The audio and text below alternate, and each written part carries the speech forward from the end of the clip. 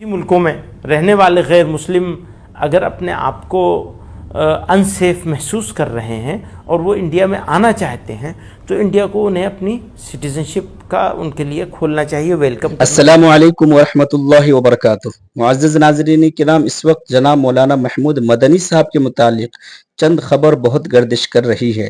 آپ سے گزارش ہے کہ آپ بھی اس خبروں کو ملاحظہ فرمائیں۔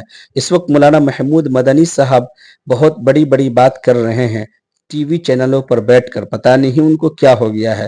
مولانا محمود مدنی صاحب NRC میں آسام کے مسلمان کے بارے میں یہ کہہ رہے ہیں کہ جو لوگ NRC میں باہر ہوئے ہیں وہ خود ذمہ دار ہیں، ہم ان کے ذمہ دار نہیں ہیں، ہمیں ان سے کچھ لینا دینا نہیں ہے۔ اسی طریقے سے مولانا محمود مدنی صاحب نے یہ بھی کہا ہے کہ پاکستان سے ہندو تو آ سکتا ہے اس ملک بھارت کے اندر، لیکن مسلمان کو ہم گھسنے نہیں دیں گے۔ اسی طریقے سے مولانا محمود مدنی صاحب نے یہ بھی کہا ہے کہ NRC ہونا چاہیے۔ ٹی وی چینلوں پر بیٹھ کر کہہ رہے ہیں کہ NRC جمعیت علماء ہند کا منشا ہے۔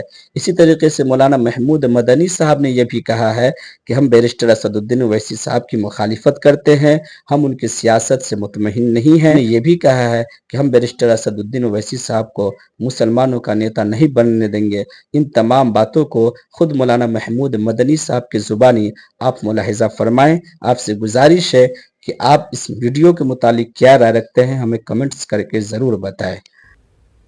ملکوں میں رہنے والے غیر مسلم اگر اپنے آپ کو انسیف محسوس کر رہے ہیں اور وہ انڈیا میں آنا چاہتے ہیں تو انڈیا کو انہیں اپنی سٹیزنشپ کا ان کے لیے کھولنا چاہیے، ویلکم کرنا چاہیے۔ مسلمان یہاں ہے تو کیوں آئے گا؟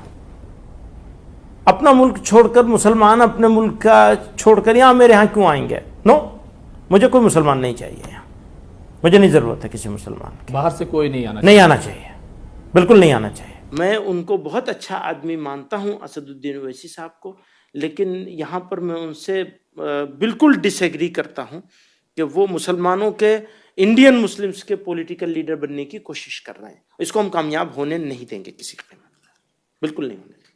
آپ حیدرآباد کے پولیٹیکل لیڈر بن جائیے، وہ ٹھیک ہے، مجھے وہاں تک بھی منظور ہے کہ وہ آندھرا اور تلنگانہ کے بن جائیں، اس سے آگے نہیں جانا چاہیے۔ مہاراشٹر میں نہیں آنا چاہیے، بالکل نہیں آنا چاہیے۔ NRC بھی نہیں آئی، جو NRC آئی نہیں اس کا آنی چاہیے، ہاں بالکل آنی چاہیے۔ جمعیت علماء ہند پچھلے 25-30 سالوں سے ڈیمانڈ کر رہی تھی کہ NRC کراؤ آسام میں۔ اب یہ آپ پوچھ رہے ہیں یہاں کیوں ڈریں گے NRC کرانے سے؟ بالکل ہونی چاہیے، بالکل ہونی چاہیے، ہاں بالکل، ہم نہیں ڈرتے۔ میں گیا تھا سر شاہین، آپ ہمیں گھسپیٹیاں مت بتائیے، ہم نہیں ڈرتے۔ کس نے بتایا؟ نہیں، آپ کو نہیں کہہ رہا ہوں، آپ کو نہیں کہہ رہا ہوں، کہنے والوں کو۔ جس طرح سے آسام میں 12 لاکھ نان مسلم NRC سے باہر ہو گئے ہیں، تو یہ فیصلہ آسام کے لوگ کریں گے نا، آسام کے لوگ کریں گے کہ انہیں رکھیں گے یا نہیں رکھیں گے۔ میں کیوں ہوتا ہوں اس میں بولنے والا کہ ہاں رکھو یا نہیں رکھو؟ نو، مجھے کوئی ضرورت